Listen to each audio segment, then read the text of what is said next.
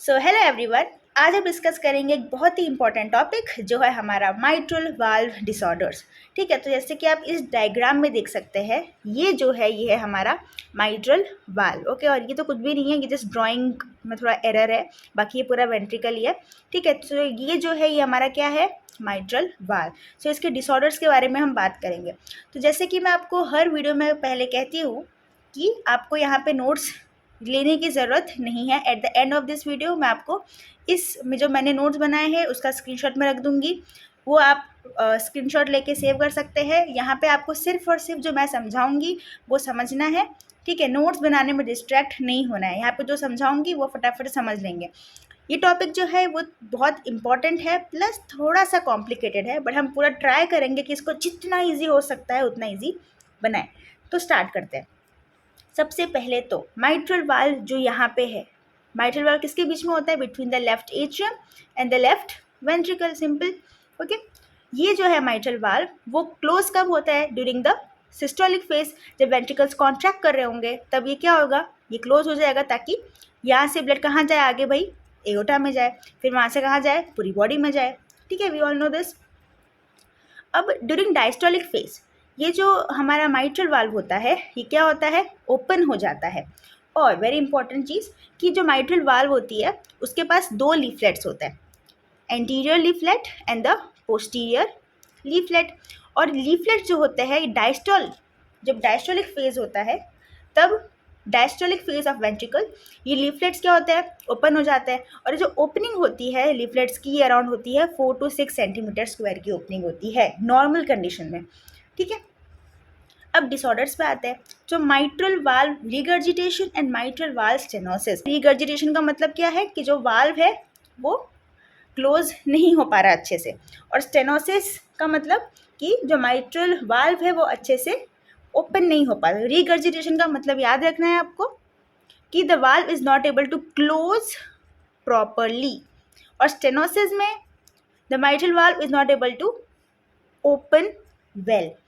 तो पहले तो है माइट्रल वाल्व रिगर्जिटेशन, मतलब कि जो माइट्रल वाल्व है वो अच्छे से क्लोज नहीं हो पा रही है। कब, जब सिस्टोलिक फेज है, मतलब जब वेंट्रिकल्स जो है वो कॉन्ट्रैक्ट कर रहे हैं, जब ये माइट्रल वाल्व्स को अपना काम करना चाहिए और क्लोज होना चाहिए, पर तब क्या है वो अच्छे से क्लोज नहीं हो पा रहे हैं just because of some disorders. ठीक है, तो इसका जो मेन कॉज होता है, सबसे मेन कॉज है वो है माइट्रल वाल्व प्रोलैप्स। ठीक है, तो आगे बढ़ने से पहले हम थोड़ी सी एनाटॉमी देख लेते हैं, थोड़ी सी, ज़्यादा नहीं।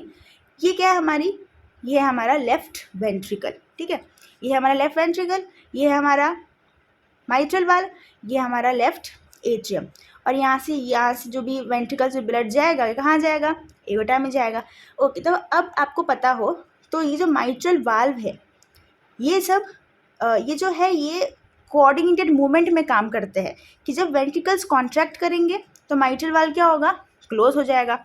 जब वेंट्रिकल्स रिलैक्स करेंगे तो माइट्रल वाल्व क्या होगा, ओपन हो जाएगा, ताकि जो ब्लड एट्रियम में है वो अंदर आ सके। वेंट्रिकल्स के जो ब्लड जो एट्रियम में है वो वेंट्रिकल के अंदर आ सके, है कि नहीं है, बिल्कुल। तो ये कोऑर्डिनेटेड मूवमेंट जो होता है, ये जो ओपनिंग ऑफ माइट्रल वाल्व्स होती है, depending on the pressure inside the ventricles. जो माइट्रल वाल्व की जो ओपनिंग एंड क्लोजिंग होती है which is depending on the pressure inside the ventricles, this all is maintained by this। ये दो चीज़ें दिख रही है आपको, ये ब्लैक कलर जो चीज़ है यहाँ पे ये है papillary muscle. So this is the papillary muscle, so this is the, मैं लिख देती हूँ P.M. Papillary muscle. और ये जो ग्रीन कलर पोर्शन दिख रहा है आपको ये है हमारे स्ट्रिंग्स, हार्ट स्ट्रिंग्स जो बोलते हो वो स्ट्रिंग्स होती है। और स्ट्रिंग्स को नाम क्या है भाई, इसका नाम है C.T, दैट इज कॉडा टेंडिनी। ओके, ये क्या होती है, स्ट्रिंग्स होती है। तो ये जब भी मान लो कि वेंट्रिकल्स क्या कर रहे हैं, कॉन्ट्रैक्ट कर रहे हैं, तो हमें क्या करना है, माइट्रल वाल्व को क्लोज करना पड़ेगा।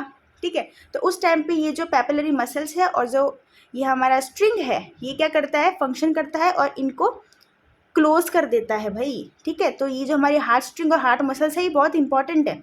बट माइट्रल वाल्व प्रोलैप्स में क्या होता है कि ये जो ये अपना माइट्रल वाल्व है ये क्या करता है, because of defect in the strings, because of defect over here what happens, mitral valve prolapse में ये जो हमारा माइट्रल वाल्व है ये थ्रो अप हो जाता है और वी कैन से ऐसे पुश्ड अप हो जाता है टूवर्ड्स द एट्रियम।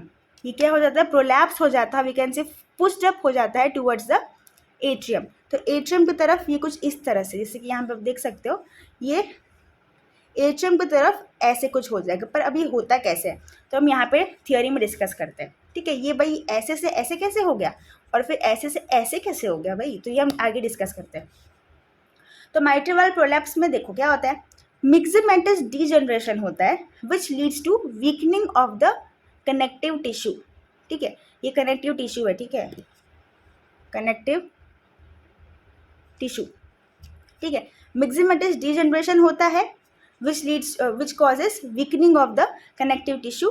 और इसका कोई भी पर्टिकुलर रीज़न हो सकता है, पर यहाँ पे और कौन कौन से रीजंस हम कंसिडर करेंगे वो है मार्फान सिंड्रोम, एलर्स डैनलोर सिंड्रोम, ये सारे कनेक्टिव टिश्यू डिसऑर्डर्स है। ठीक है, तो इन सब कंडीशंस में क्या होता है, जो कनेक्टिव टिश्यू होती है हार्ट में वो वीक हो जाती है। Okay, which leads to myxomatous degeneration, and because of this myxomatous degeneration this causes increment in the leaflet area। जो लीफलेट एरिया, जो लीफलेट्स है, ये माइट्रल वाल में जो लीफलेट्स हमने डिस्कस किया, माइट्रल वाल में जो लीफलेट्स हमने डिस्कस किया, तो वो जो लीफलेट्स है यहाँ पे, तो उनका जो एरिया होगा, बिकॉज मिक्सेमेटस डीजनरेशन हो जा रहा है, तो जो एरिया क्या होगा उसका एरिया बढ़ जाएगा। ठीक है, उसका एरिया क्या होगा, बढ़ जाएगा। और एरिया बढ़ जाने से जो कोरा टेंडिनी है हमारी, जो स्ट्रिंग है, कोरा टेंडिनी जो स्ट्रिंग है हमारी, उसकी जो लेंथ होगी वो बढ़ जाएगी। तो जैसे कि आप देख सकते हो यहाँ पे लेंथ, जो उसकी लेंथ है वो स्ट्रिंग्स की लेंथ, कोरा टेंडिनी की जो लेंथ है वो बढ़ जाएगी। उससे कारण क्या होगा, लेंथ बढ़ जाने से, बिकॉज आपका कनेक्टिव टिश्यू वीक हो गया है, तो weaken, because of the weakening of the connective tissue, the area of the leaflets increases and also the length of the strings of heart increases, which leads to rupturing of the strings because वो weak हो गई है plus उसका length भी increase हो गया है। तो क्या होगा, यहाँ पे जो ये लीफलेट्स है वो लंबी हो गई, प्लस मान लो कि ये लीफलेट है वो लंबी हो गई, प्लस यहाँ से ब्रेक हो गई, यहाँ से बीच में से ब्रेक हो गई। तो क्या होगा कि मान लो कि ये था अपना ये माइट्रल वाल्व, ये अपना माइट्रल वाल्व था, ये अपना माइट्रल वाल्व, इससे कनेक्टेड क्या थी हमारी, स्ट्रिंग्स कनेक्टेड थी। अब बिकॉज ये लेंथ, इसकी लेंथ इंक्रीज हो गई है, प्लस यहाँ पे ब्रेक हो गया, ब्रेकेज हो गया, यहाँ पे ब्रेकेज ऑफ द स्ट्रिंग्स, और यहाँ से कनेक्टेड क्या था हमारा, पैपिलरी मसल। ठीक है, तो because of the breakage of the string over here, ये क्या होगा, ये ऊपर उठ जाएगा, ये कुछ इस तरह से ऊपर उठ जाएगा। वापस समझाती हूँ, ये क्या है, पैपिलरी मसल है हमारी, ये क्या है, स्ट्रिंग्स ऑफ हार्ट है। ये क्या करती है, जो हमारे माइट्रल वाल्व है उसको पर्टिकुलरली कोऑर्डिनेट करती है according to the pressure inside the ventricles. So ये जो स्ट्रिंग्स है in the weak, because of the weakening of the connective tissue, ये जो लेंथ है हमारे स्ट्रिंग्स का, कोरा टेंडिनीज का, स्ट्रिंग्स का जो लेंथ है वो इंक्रीज हो जाता है, और उसकी वजह से इंक्रीमेंट इन द लेंथ और फिर धीमे धीमे इंक्रीज होगा, और जो स्ट्रिंग्स है वो कहीं जगह से रप्चर कर जाएगी। उससे कारण क्या होगा, ये जो फ्लैप है यहाँ पे वो रेज हो जाएगा, जो फ्लैप है वो, ये जो अपना माइट्रल वाल्व है वो क्या हो जाएगा, प्रोलैप्स हो जाएगा, it will be forced out towards the atrium, और माइट्रल वाल्व प्रोलैप्स हो जाएगा। ठीक है, so this will lead to what, rupturing, and prolapse means folding of the leaflet inside into the atrium। तो अब इसके साइन सिम्टम्स क्या है, ये फर्स्ट ऑफ ऑल बहुत कंडीशंस में ये एसिम्प्टोमेटिक होता है। ओके, और इसमें हमें हार्ट मर्मर सुनाई देता है, that is the mid systolic click सुनाई देता है, which is further followed by systolic murmur. अभी मैं क्या बोल गई, इसका मतलब क्या था, mid systolic click type sound आता है। अब ये क्लिक यहाँ पे क्यों सुनाई देता है, तो देखो क्या हो रहा है भाई, ये अपना ये जो माइट्रल वाल्व है ये प्रोलैप्स हो रहा है, फिर रह रहा है कि क्लोज भी हो जाएगा, मीन्स ये बहुत ही, अब जो वाल्व है ना, मीन्स अब कोऑर्डिनेशन नहीं रहा उसमें। ठीक है, तो यहाँ पे ये जो वाल्व, यहाँ पे जब भी प्रेशर, जब भी हार्ट जो वेंट्रिकल्स कॉन्ट्रैक्ट करेंगे ना, तो जो वाल्व है बिकॉज ऑफ वो प्रेशर, अब जो प्रेशर है वो झेल नहीं पा रहा है, तो वो क्या करेगा, ओपन हो जाएगा, और जब वेंट्रिकल्स रिलैक्स करेंगे तो अपने आप अपनी पोजीशन में आ जाएगा। फिर वापस जब वेंट्रिकल्स कॉन्ट्रैक्ट करेंगे तो वापस ओपन प्रोलैप्स हो जाएगा। वापस जब वेंट्रिकल्स रिलैक्स करेंगे तो धीमे धीमे थोड़ा थोड़ा अपनी जगह पे आएगा। तो वेंट्रिकल्स यहाँ पे ऐसे है, ठीक है। और स्ट्रिंग्स देख रहे हो आप, लेंथन हो गए थे। जो यहाँ पे हमारा जो स्ट्रिंग्स है, ये ग्रीन कलर के स्ट्रिंग्स है, हार्ट के स्ट्रिंग्स, वो लेंथन हो गए थे। पर जब क्लोज होगा तो लेंथ है तो फिर वो क्या हो जाएगा, इससे सिकुड़ जाएंगे, ठीक है। अब क्या हो रहा है, हार्ट कॉन्ट्रैक्ट कर रहा है वापस। अब because the heart is contracting तो क्या होगा, ये जो हमारे स्ट्रिंग कुछ ऐसे है, तो क्या होगा, हार्ट जब कॉन्ट्रैक्ट, जब यहाँ पे ये मान लो ये वेंट्रिकल्स है और ये हमारा माइट्रल वाल्व है, तो जब हार्ट क्या करेगा, कॉन्ट्रैक्ट करेगा, तो क्या होगा, स्ट्रिंग्स जो है वो ओपन होंगे। ये जो अपना माइट्रल वाल्व है ये क्या होगा, बिकॉज वेंट्रिकल्स कॉन्ट्रैक्ट कर रहे हैं तो ये ओपन होगा, वेंट्रिकल्स कॉन्ट्रैक्ट कर रहे हैं ये ओपन होगा, वेंट्रिकल्स कॉन्ट्रैक्ट कर रहे हैं ओपन होगा, है कि नहीं है।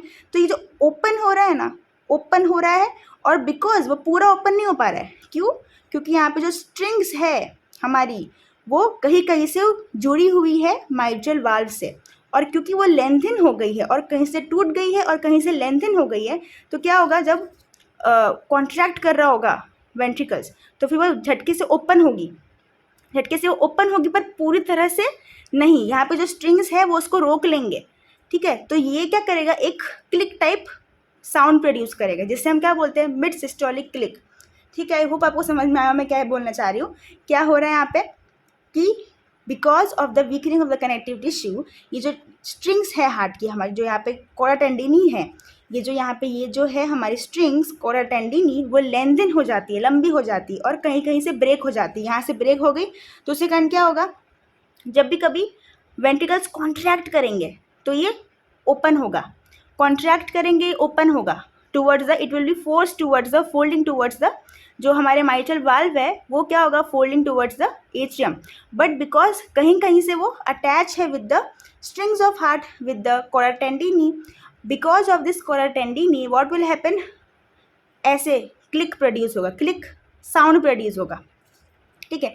ये ऐसे क्लोज है, बिकॉज यहाँ पे कॉन्ट्रैक्शन हो रहा है, तो क्या होगा, जो माइट्रल वाल्व है वो हल्के से ऐसे होंगे, ऐसे उसका जो प्रोलैप्सिंग होगा वो होगा, एंड ये जो है ये एक साउंड प्रोड्यूस करेगा, क्लोजिंग एंड देन वेंट्रिकल से कॉन्ट्रैक्ट होने पे ओपनिंग। और बिकॉज यहाँ पे स्टिल स्ट्रिंग्स जो है कनेक्टेड है, वो जो माइट्रल वाल्व है उसको फटाफट से रोक लेगी उतनी जगह पे, इतना खुल के वो रुक जाएगा, तो उसके कारण एक साउंड प्रोड्यूस होगा, एक मर्मर टाइप प्रोड्यूस होगा, एक साउंड प्रोड्यूस होगा, जिसे हम बोलते हैं mid systolic click, and this is followed by what, systolic murmur. अब इतनी सी जगह से, इतनी जगह जो खुल गई है, अभी खुल गया तो क्लिक प्रोड्यूस किया, sound click type sound produce किया। अब इतनी जगह क्या है, खुल चुकी है, तो अब यहाँ से जो भी ब्लड था वेंट्रिकल्स में थोड़ा बहुत एट्रियम में जाने लगेगा, तो वो जो साउंड प्रोड्यूस होगा वो होगा systolic murmur. Okay, again discuss कर लेते हैं। यहाँ पे क्या हो रहा है, ये क्लोज, यहाँ पे जब वेंट्रिकल्स रिलैक्स्ड हो गए तो ये क्लोज हो गया, पर जब वेंट्रिकल्स कॉन्ट्रैक्ट करेंगे तो ये क्या करेगा, झटके से ओपन होगा। बट जो स्ट्रिंग्स हैं यहाँ पे हमारी हार्ट की, वो क्या करेगी, इसको फटाफट से रोक लेगी, वो प्रोड्यूस क्या करेगा, एक हार्ट साउंड, एक मर्मर साउंड, ऐसे ऐसे जो साउंड प्रोड्यूस होगा वो क्या होगा, मिड सिस्टोलिक क्लिक। अब इतनी जगह जो ओपन हुई है, यहाँ से कुछ अमाउंट ऑफ ब्लड जाएगा वापस एट्रियम में, रिवर्स जाएगा, ठीक है। उससे हम क्या बोलेंगे, सिस्टोलिक मर्मर साउंड प्रोड्यूस करेगा वो। अब ये सिस्टोलिक, ये जो फेज था, ये दोनों, ये अलग अलग जगह पे अलग अलग हो सकता है। जब इंसान स्क्वाटिंग कर रहा है, जब स्क्वाट करते हैं एक्सरसाइज में, स्क्वाटिंग करते हैं, तो उस टाइम पे क्या होगा, जो मिड सिस्टोलिक क्लिक है ना वो थोड़ी लेट प्रोड्यूस होगी, और जो सिस्टोलिक मर्मर होगा ना वो कंपैरेटिवली लेस होगा।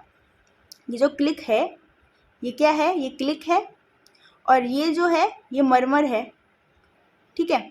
तो मिड सिस्टोलिक क्लिक जो है वो डिलेड होगा, और मर्मर जो है वो बहुत शॉर्ट पीरियड का होगा। क्यों, क्योंकि स्क्वाटिंग में क्या होता है, जो ये देखो हमारा हार्ट है, स्क्वाटिंग में क्या होता है, जो वेनस रिटर्न होता है ना हार्ट में, वेनस रिटर्न वो इंक्रीज हो जाता है। उसके कारण क्या होता है, जो volume inside the ventricles it will increase, जो वॉल्यूम होगा वेंट्रिकल्स में वो क्या हो जाएगा, बढ़ जाएगा। और क्योंकि वॉल्यूम बढ़ गया है वेंट्रिकल्स में, तो जो वेंट्रिकल है वो थोड़ा सा लाइक उसका जो चैम्बर है वेंट्रिकल्स का वो क्या होगा, थोड़ा सा हल्का सा इंक्रीज हो जाएगा।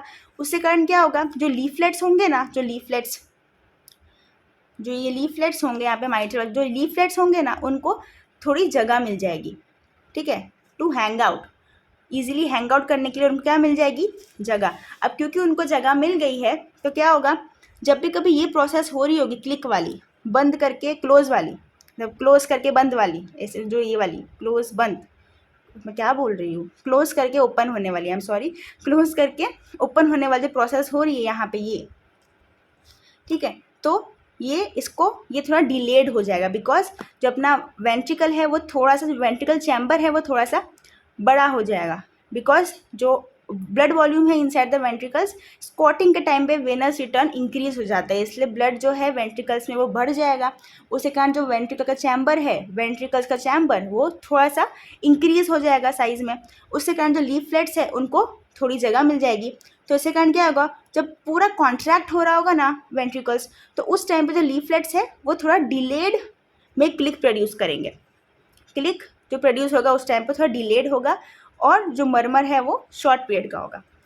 स्टैंडिंग में क्या होता है भाई, स्टैंडिंग में जो वेनस रिटर्न होता है ना वो कंपैरेटिवली लेस होता है। तो टोटली ऑपोजिट चीज़ होगी यहाँ पे, टोटली ऑपोजिट चीज़ होगी यहाँ पे।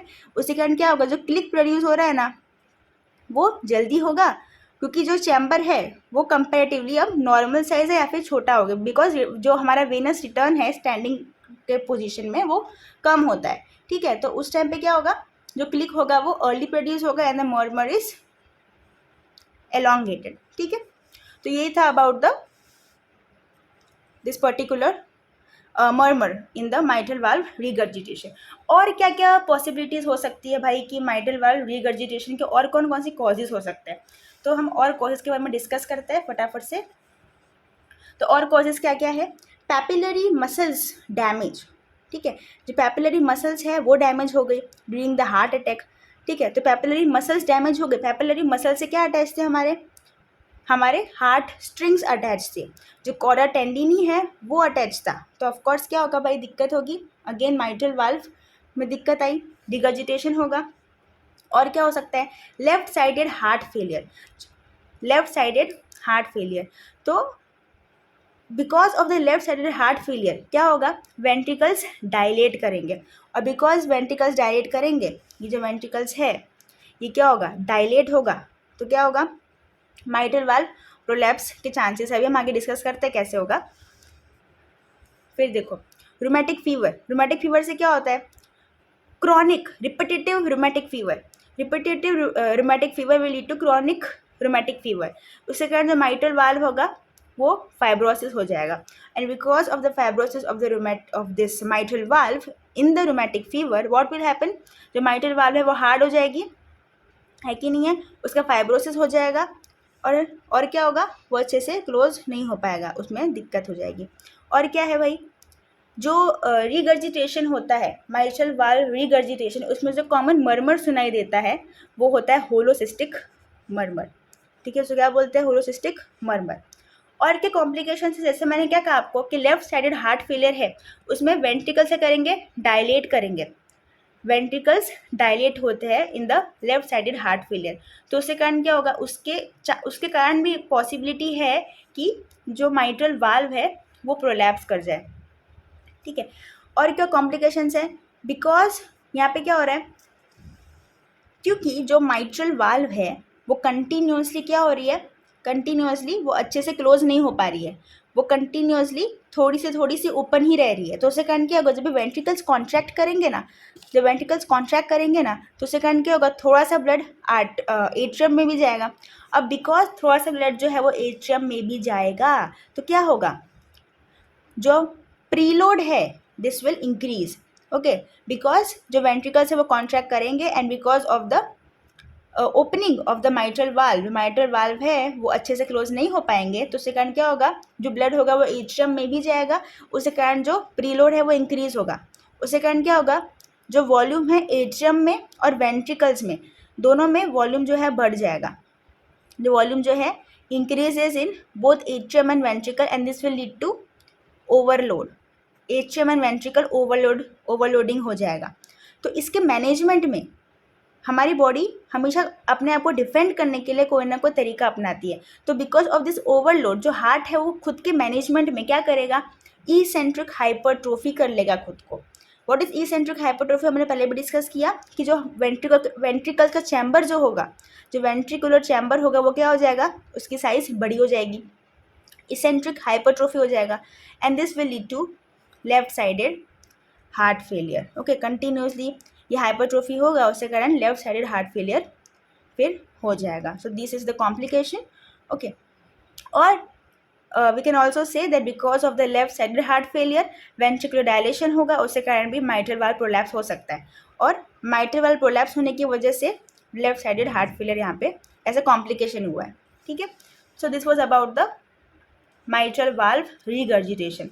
अब हम डिस्कस करते हैं माइट्रल वाल्व स्टेनोसिस के बारे में।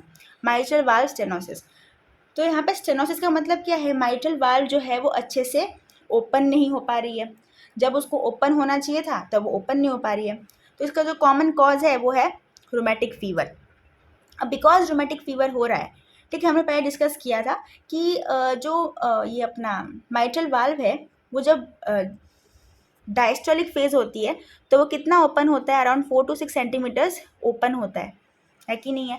बट माइट्रल वाल्व स्टेनोसिस होता है ना भाई, तो क्या होता है, वो लेस देन 2 सेंटीमीटर स्क्वायर जो है वो ओपन होता है, तो इतना कम ओपन होता है।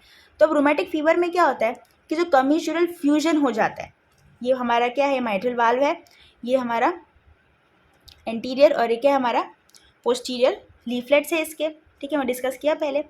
तो क्योंकि यहाँ पे क्या रोमेटिक फीवर की वजह से जो लीफलेट्स है उसमें फाइब्रोसिस हो जा रहा है, उसके कारण क्या होगा, ये जो लीफलेट्स है उसका कमीशुरल, जो कमीशुरल्स होते हैं यहाँ पे उसका फ्यूजन हो जाएगा लीफलेट्स का, ठीक है, उसके कारण क्या होगा, ये अच्छे से ओपन नहीं हो पाएंगे।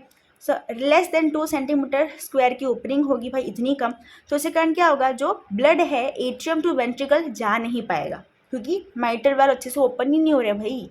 तो क्या होगा, एट्रियम में जो वॉल्यूम होगा वो कंटिन्यूसली क्या होगा, बढ़ता जाएगा, और जो प्रेशर उसमें होगा वो भी बढ़ता जाएगा, है कि नहीं है, जो प्रेशर है उसमें वो भी बढ़ता जाएगा।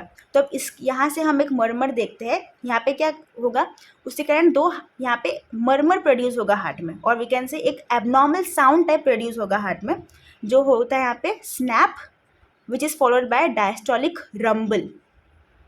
ठीक है, अब ये स्नैप और डायस्टोलिक रंबल है क्या, अब देखो, बिकॉज जो एट्रियम है उसमें प्रेशर बढ़ रहा है, उसके कारण क्या होगा, बहुत सारा प्रेशर जो एटीएम में है वो बढ़ रहा है, तो उसके कारण क्या होगा, वो थोड़ा सा ओपन करेगा माइट्रल वाल्व को। तो that opening of the mitral valve because of the high pressure inside the atrium, उसके कारण क्या होगा, एक स्नैप साउंड प्रोड्यूस होगा, ठीक है।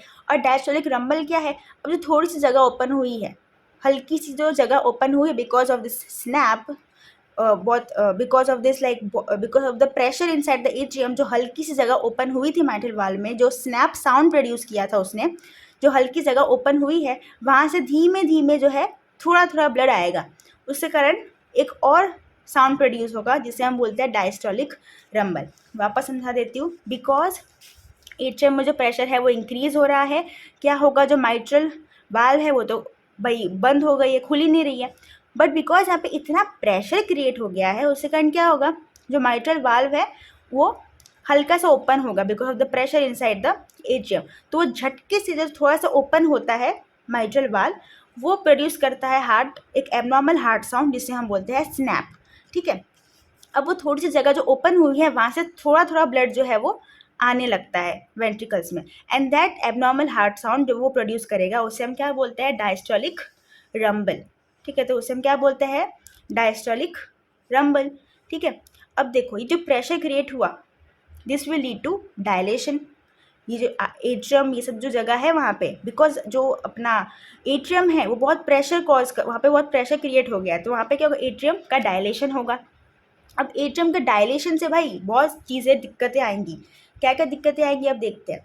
डायलेशन हुआ एट्रियम का, डायलेशन हुआ, तो पहले ये वाला सीरीज देखते हैं। देखो, एट्रियम का डायलेशन हुआ, अभी यहाँ पे ये मत देखना, अभी ये देखो बस, जो एट्रियम का डायलेशन हुआ उसके कारण क्या होगा, एट्रियम डायलेट कर गए, अब उसके कारण क्या होगा, जो ब्लड एट्रियम में होगा it will flow back into the pulmonary circulation, means जो ब्लड लंग्स से एट्रियम में आया था वो ब्लड जो है वापस लंग्स में चला जाएगा, वापस वो पल्मोनरी सर्कुलेशन में चला जाएगा। उसके कारण क्या होगा, pulmonary congestion and pulmonary oedema, and this will lead to difficulty in breathing also.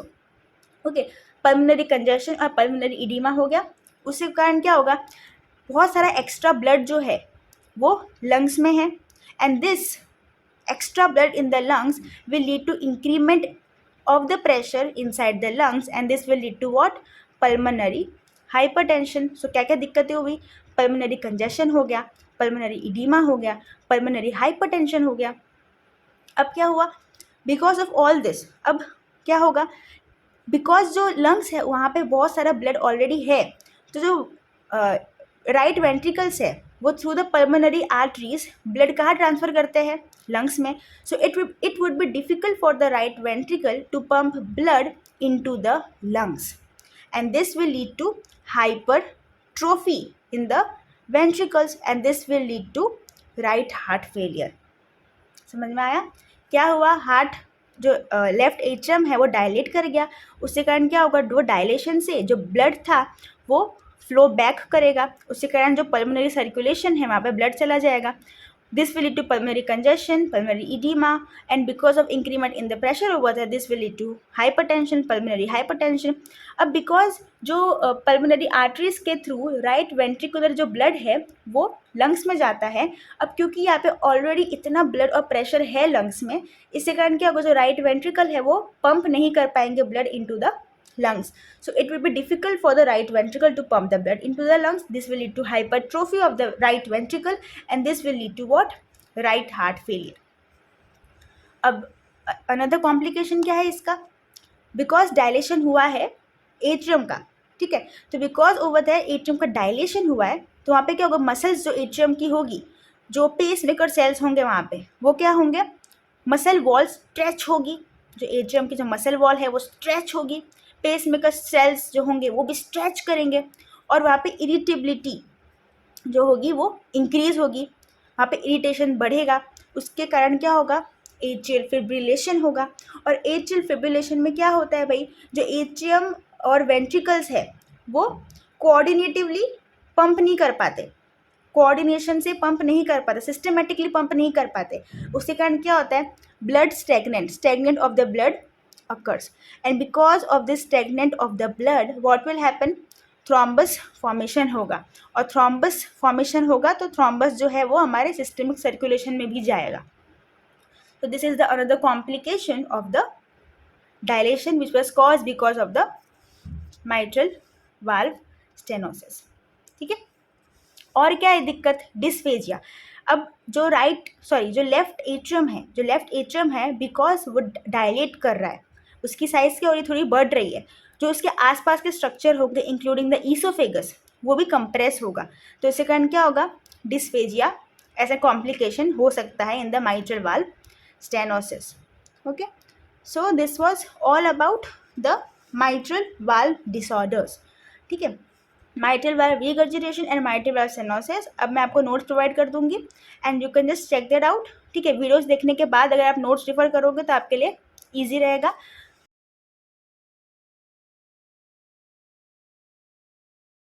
Okay, so I hope you found this video helpful. Thank you so much.